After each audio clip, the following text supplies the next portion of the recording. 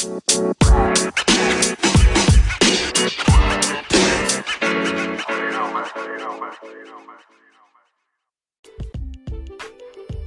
everyone, welcome back to all my listeners. Hope you're all having a great day so far.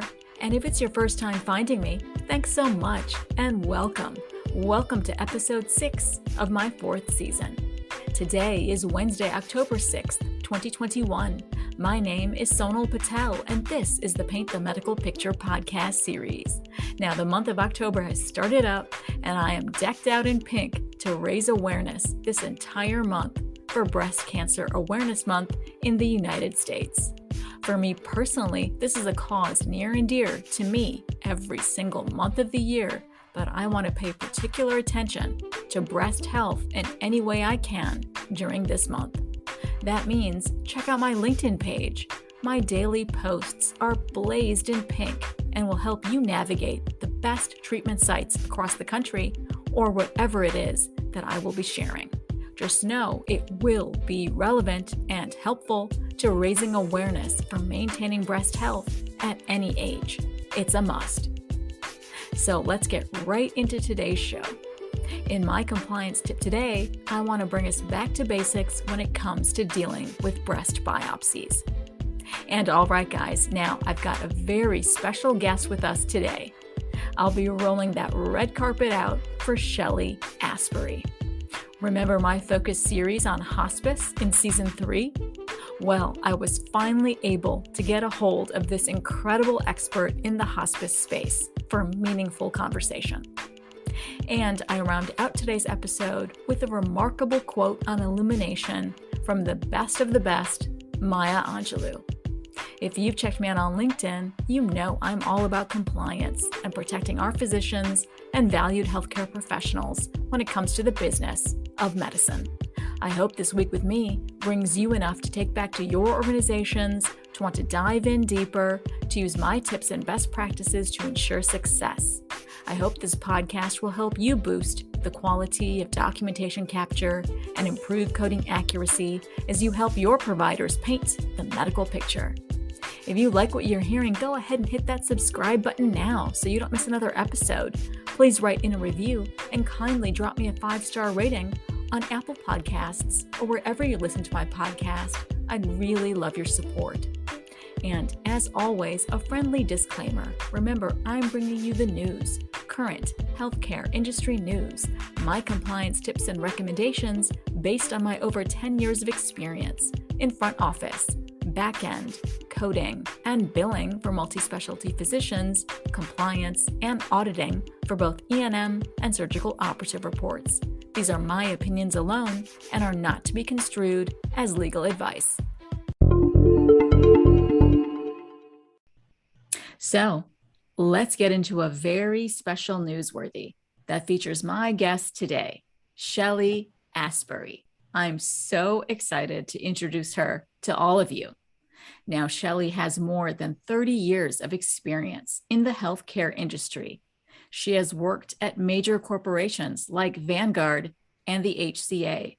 She possesses exceptional regulatory research skills and industry knowledge of all fee-for-service, value-based, capitated, and other reimbursement methodologies for inpatient and outpatient hospital services, physician and non-physician practitioner services, nursing home, home health, and hospice, ambulatory surgery centers, and other healthcare providers. She also has extensive knowledge of the revenue cycle, all of its operations, and revenue integrity functions, including charge master, denial management, and compliance audit and monitoring functions. Shelly is currently an associate consultant with Acevedo Consulting Incorporated. She's also a member of several committees, including those for the AAPC, AHIMA, FCSO, NGS, and the CMS. Oh my goodness, Shelly, that's simply amazing. Welcome. Welcome to my podcast. Thank you. I'm glad to be here. Oh, I'm so glad. I'm so glad that you have joined us. I know my listeners are in for a lot of great information from you. So thanks. Now, you know what? It sounds like you've had an incredible history based on your bio alone, right? As an health information management professional, I know your experiences scale from all sorts of specialties and settings. But I'd like to know a bit about how you were able to transition from position to position with aplomb. I know my listeners would love to know what it takes to shift gears, so to speak.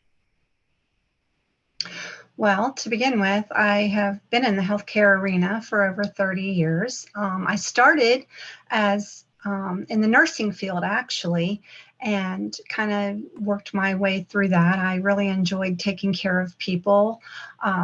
It was a great experience. And then as I progressed through the nursing field, I would have friends and family that would bring me their medical bills to look at because, they always, some people check them, oh, was overcharged for this, or I didn't get this kind of thing.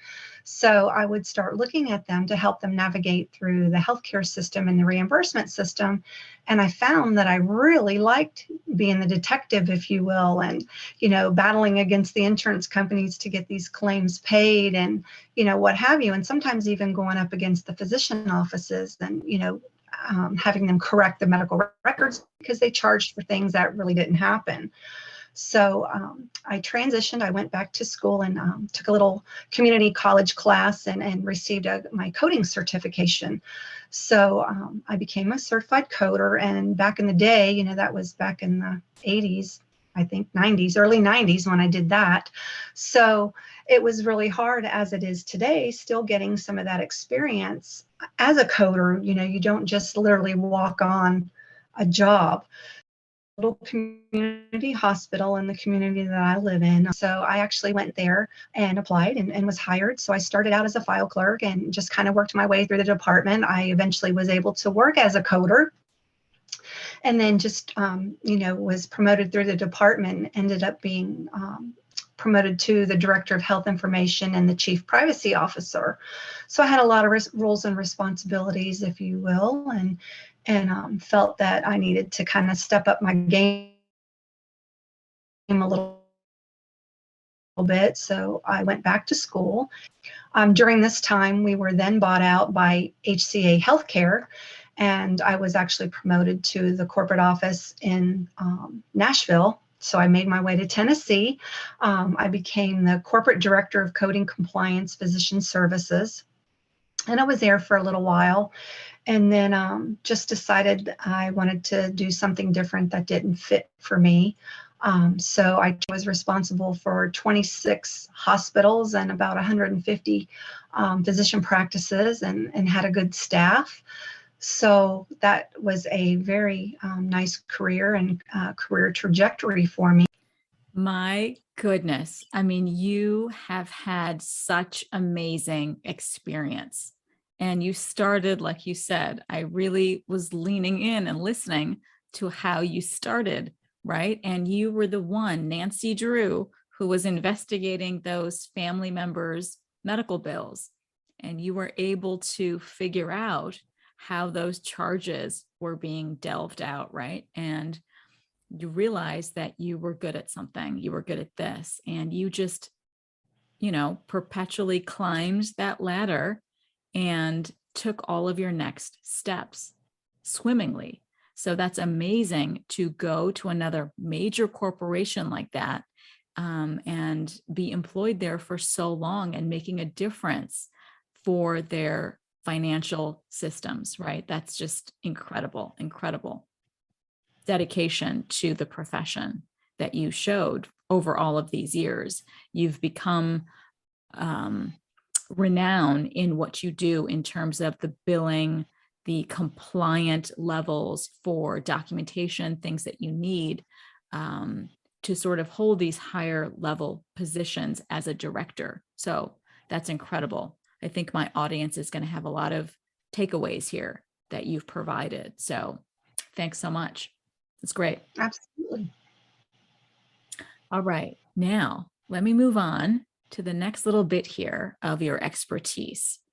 Now, I know, and we've all heard that you have a reputation in the hospice space. Now, we know that in the landscape of healthcare today, currently, this area has been hit hard with many, many, many post-payment audits. Now, I tried very hard last season, in season 3 of my podcast, to dedicate a series of episodes on proactive measures that can be taken to avoid this very nightmare. Now, I'd love to know about your hands-on experience with hospices, as well as anything you can share regarding your best practice tips and tricks for this particular space of healthcare. Sure. As we know, hospice, is paid mainly by Medicare and Medicaid. Those are the biggest payer sources we have. So, of course, they're really looking at hospice services.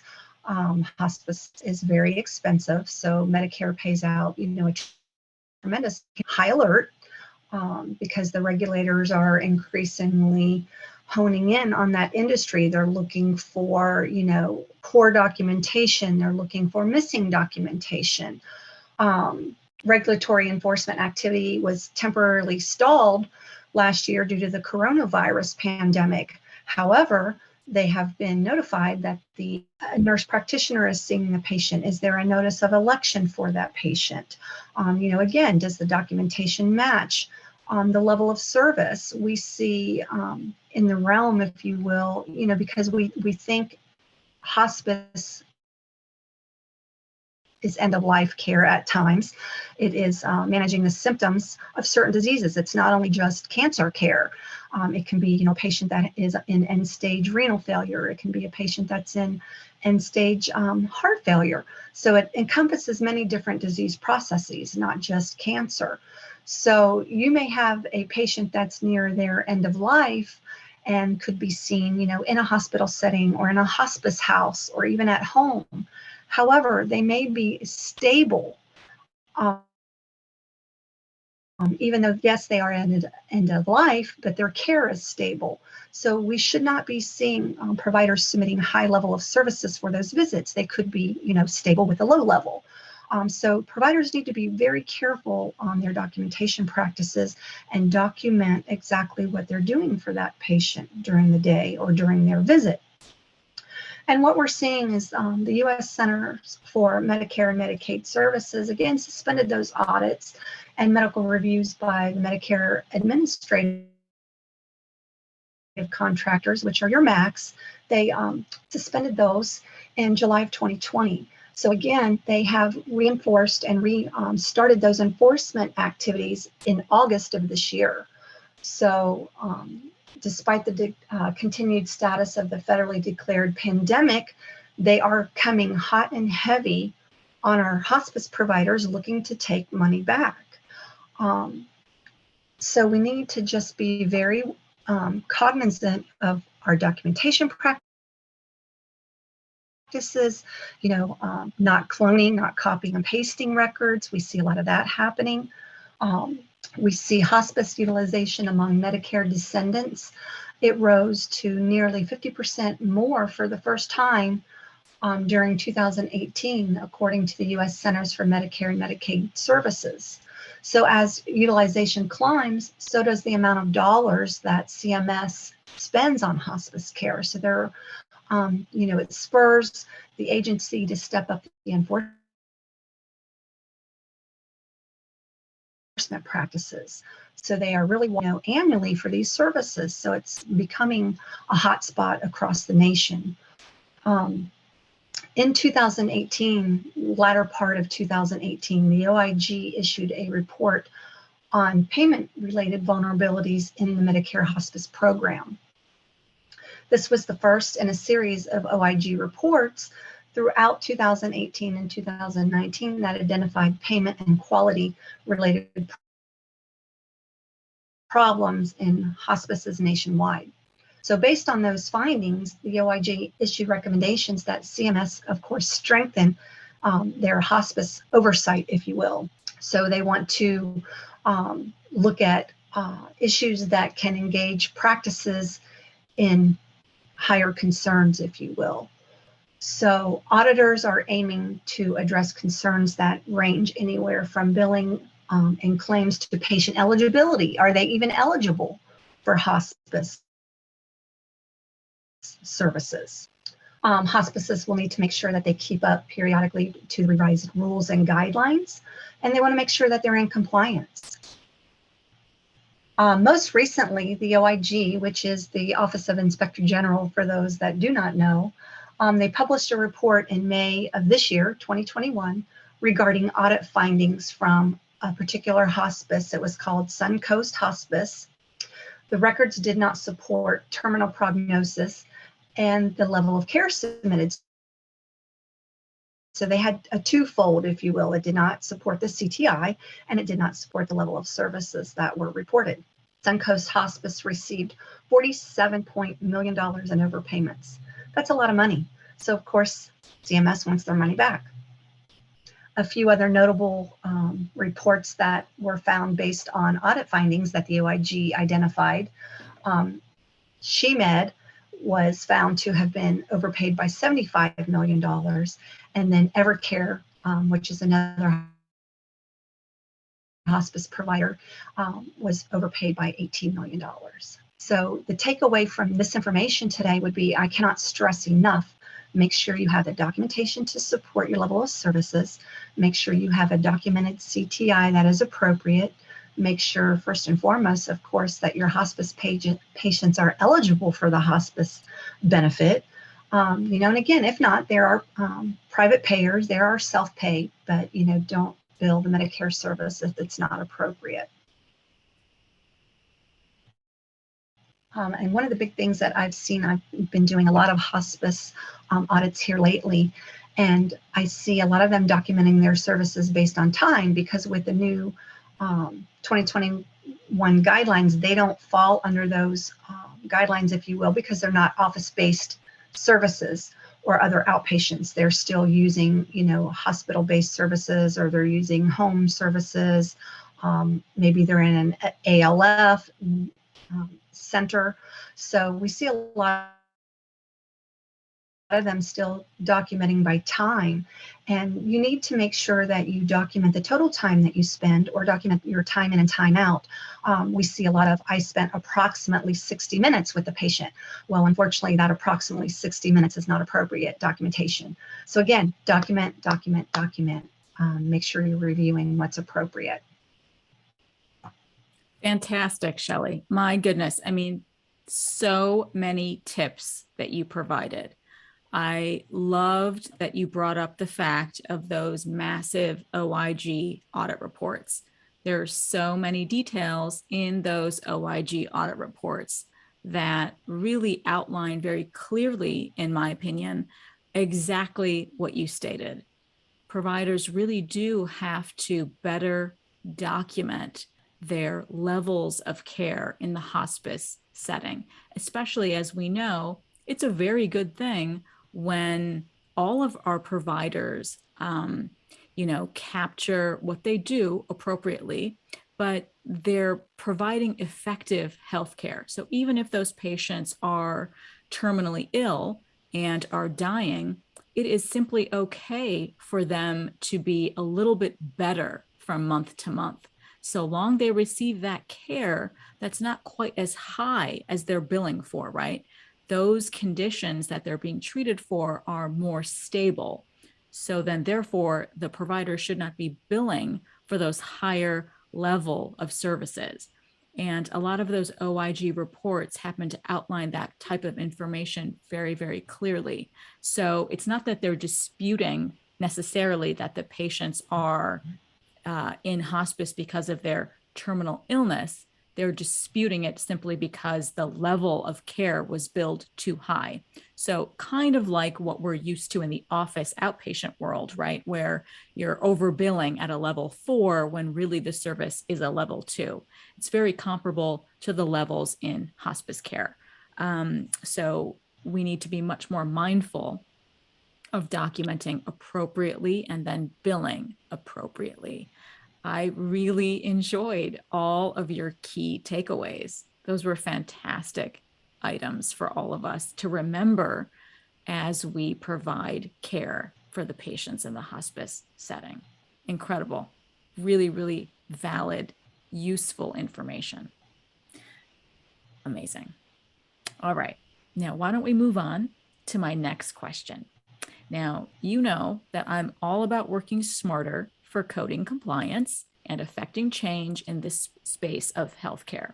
But I want to hear what Shelly has to say. I want to hear your voice. What are some of the most important issues to you that need to be addressed in the revenue cycle to ensure that our providers are doing the right things right from the get-go and bypassing all of these clawbacks and takebacks of monies after 4 or 5 years? Of services. So they really need to have that good rapport with each other because the physicians are not always trained on the appropriate coding guidelines, CMS regulations and rules, what have you. And they're all different. CMS is different, from Blue Cross Blue Shield, if you will. So it's really imperative that they do have that good regard to keep up. So you can't expect your providers is trying to provide good hospice care, good patient care to their patients, and they have to worry about, okay, well, what rule did CMS change today? Am I allowed to bill this code or not? Or am I allowed to bill this code with this code? What do I need to document for my diagnoses, etc.? So it's really important that the coders and the physicians work hand in hand.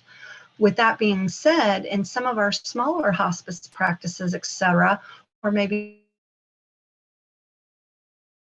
just independent hospice provider working as a contractor, doing billing on their own, and they may not have that coder.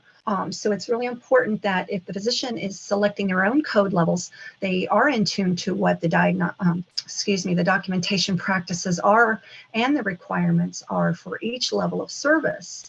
Also, if you have an EMR, EHR system, if you will, you need to make sure that you're utilizing those systems appropriately. A lot of those have the capability to where you can copy, paste. You have those little check boxes where you can just automatically check all negative and everything populates. Sometimes within those systems, there's a little flag, if you will, that's turned on that gives that system the option to auto-calculate the E&M service. Well, if you automatically populate all of those levels just by clicking those check boxes, of course you're going to get a higher level of service than what you have probably appropriately done. So you need to turn off all those flags. Don't add any fluff to your documentation. Document exactly what you're doing at that current date of service and appropriately code for that level of service.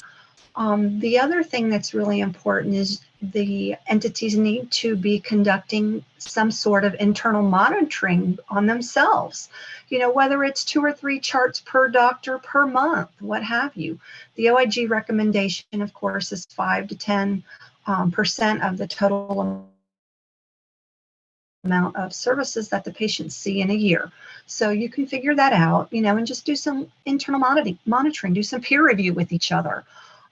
If you don't have the capability to do your internal audits, then of course outsource. Find a consulting company.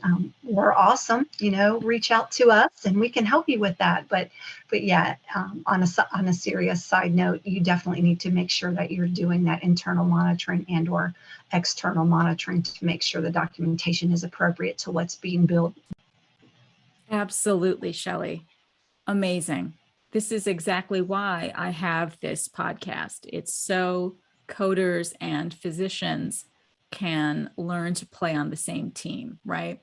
The coder's job is to make the physician's life for the business side of medicine much easier. We are the ones who are completely well educated to do this profession, and our providers are amazing at providing fantastic patient care. So the two should marry, be on the same team, right? I loved what you had to say there. Absolutely. And sure, over the years, I agree with you. I have seen documentation that is fluffy, that is not, in my opinion, again, to any fault of the provider, but I do kind of point the finger at the EHR systems, right? That capability of copy forward, carry forward, all of that creates to the fluff that you and I are talking about, right? All of that is the additional elements that are not necessary from visit to visit. I agree with you. What you said is clear. Providers need to be documenting based on that particular date of service. What are they addressing and doing and servicing on June 2nd, for example, right? What are they doing that day? There should not be a copious amount of copy forward from the EHR without some sort of revisions and editing that they're conducting. So yes, it might be very helpful to copy forward a little bit of necessary information from the past, but that portion should be edited to then reflect what was done on the individual current date of service. So I think that's really, really well said, that fluff needs to be eliminated because we are operating now in an EHR world. And so I do believe emphatically that it is the EHR that contributes to all of that unnecessary fluff that, as you and I are certified auditors, we are the ones who wade through all of that unnecessary fluff when we do our jobs. And then we have to go back to the providers and health systems and provide education and state, just like we're saying today on this podcast, this very thing, that we need that documentation to reflect current criteria for the patient. So I think that's fantastic and spot on. I love it. I love it. And also note, sorry, Sonal, did not mean to interrupt. On another side note with the EHR systems, I have found just in my past experience, we have to remember that sometimes when understand, that there's coding rules and regulations, if you will, to go along with all that. So sometimes it's very difficult to get those software people to understand, no, you can't tell your providers just to check all these boxes to get them to populate. They don't understand the rules. Exactly. That's an excellent point that you brought up. Those boxes, absolutely true. The EHR vendors and representatives are selling their product. I understand that. And they think it's useful to use those little check boxes. But in fact, it does a disservice by just checking everything from visit to visit when it's not medically appropriate to be checking those boxes again and again and again. So absolutely. So hopefully our EHR systems will get better over time as well and tweak all of those things out. And hopefully, in addition to the vendors providing some guidance, people like you and I are also providing guidance as well. So yeah, I like it. I like it. All right. All right, Shelly, let me move on to my last question. Okay. You've had an amazing long career, over 30 years, right? But I am still curious. Where are you going to be in the next 5 years? What have you still not done in your career? Where will I find you in the next 5 years? Well, I love healthcare. That's all I've ever done, really. I've had, grown up as a teenager, a few other little jobs here and there and had, some side hustles, if you will, during my lengthy healthcare career. But I will tell you, I think I've enjoyed my career very much. I've made it to where I feel that I've done the best help and service to my clients and customers and, coworkers, if you will. And so to be quite honest with you, within the next 5 years, 5 years tops, hopefully, I am definitely looking forward to some retirement time. I will definitely still be involved. I will just, hopefully instead of 70, 80 hours a week, it might be 40 hours a week, cut back a little bit, but I'm definitely looking forward to spending some time with family, grandchildren, doing a little bit of traveling. So definitely some downtime. and well-deserved downtime at that. That's perfect. That's perfect, Shelly. So for my listeners, would it be okay if I provide in my show notes if they have any questions about hospice care, auditing for the hospice setting, if they can contact you at Acevedo Consulting? Absolutely. That's wonderful, Shelly. I will be sure to do that in my show notes. So is there anything you'd like to say before we have to end our time together? Is there something that we missed in our conversation today? I I would just like to say it's been a pleasure talking with you today, and thank you for inviting me to be on your podcast to talk about the hospice space for a little while. Oh, thank you so much, Shelly. I know everyone is going to eat this conversation up. You provided great facts for all of us. So thank you. And now it's time for my best practice tips in Trusty Tip. So, in today's new Back to Basics compliance tip, I wanted to focus on breast biopsies. In particular, today, let's go over fine needle aspiration biopsies, FNA biopsies, to make sure you are understanding the code descriptions and how to compliantly code and bill for these surgical services. So, what is an FNA breast biopsy? Well, it involves a very thin, hollow needle that's attached to a syringe, which is used to withdraw the aspirate. This aspirate contains a small amount of tissue or fluid from an area on the breast that looks suspicious. This biopsy sample is analyzed to see if cancerous cells are then contained inside of it. Now, if this area can be felt, the physician can guide the needle while feeling the lump. If the lump cannot be felt with any ease, the needle can be watched via an ultrasound screen as it approaches the area. This is known as ultrasound-guided biopsy. Now, there's other forms of imaging guidance which are also used in FNA procedures. There's also fluoroscopic guidance, computed tomography guidance or CT guidance, and magnetic resonance imaging guidance or MRI guidance. Now, FNA procedures are usually outpatient procedures. CPT provides coding guidance that must be adhered to.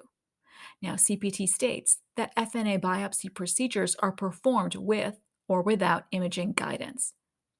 When more than one FNA biopsy is performed on separate lesions at the same session, same day, same imaging modality, use the appropriate imaging modality add-on code for the second and subsequent lesions.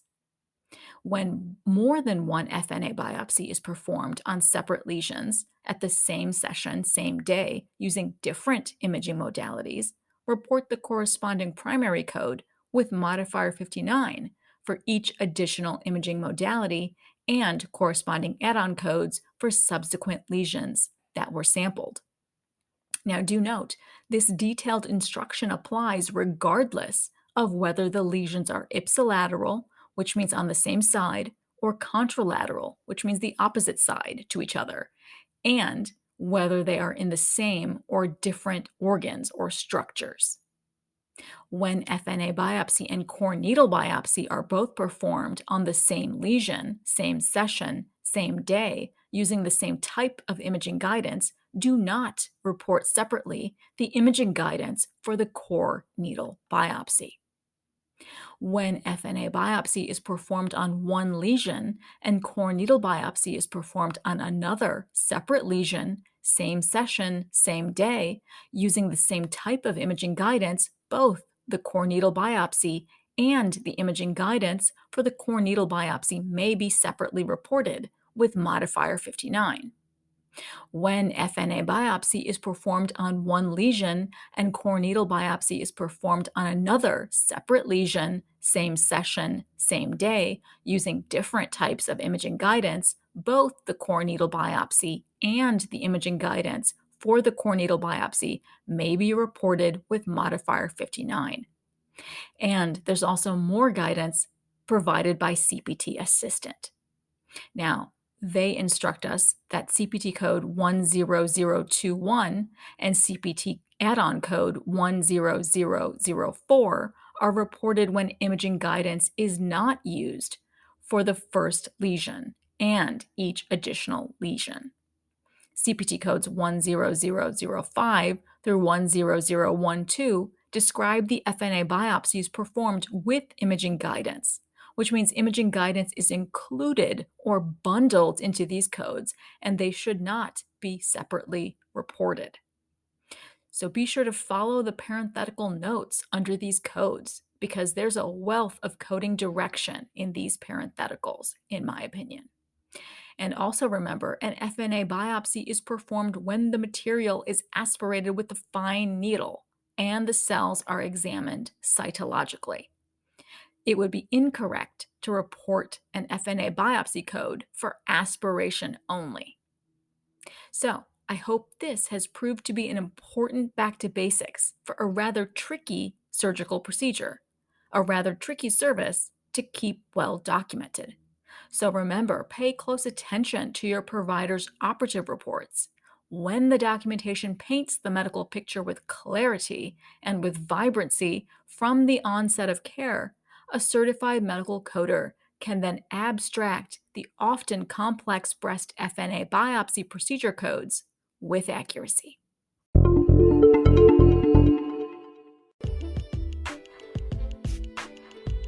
And finally, in this week's inspiring quote in Spark, it's from our beloved American author, poet, and civil rights activist, Maya Angelou. Nothing can dim the light that shines from within. Absolutely true, right? I think this is a perfect quote that reminds us, inspires us on the importance of illumination. This powerful statement encourages us to have greater purpose, to have greater passions and greater commitments. It is with these ingredients that we all can see the bright light within ourselves. It is here that we see the illumination that resides within. I am happy Maya Angelou's spark still burns brightly in all of us today. So that wraps up today's episode. Please go out and make this a great day, an incredible week for yourselves. Aim a little higher, do a little more, and give back in any way you can in 2021. There's so much each one of us can do. As always, I appreciate you diving into today with me. And if you want more information from me, go ahead and follow me on LinkedIn. I'll leave links to everything in the show notes below. Please continue staying safe and healthy, practice safety for one and all during our collective, seemingly never ever ending life and times of coronavirus. Thank you so much for listening in on today's very special episode, and I hope every week with me brings you closer to helping your providers paint a masterpiece. See you next Wednesday.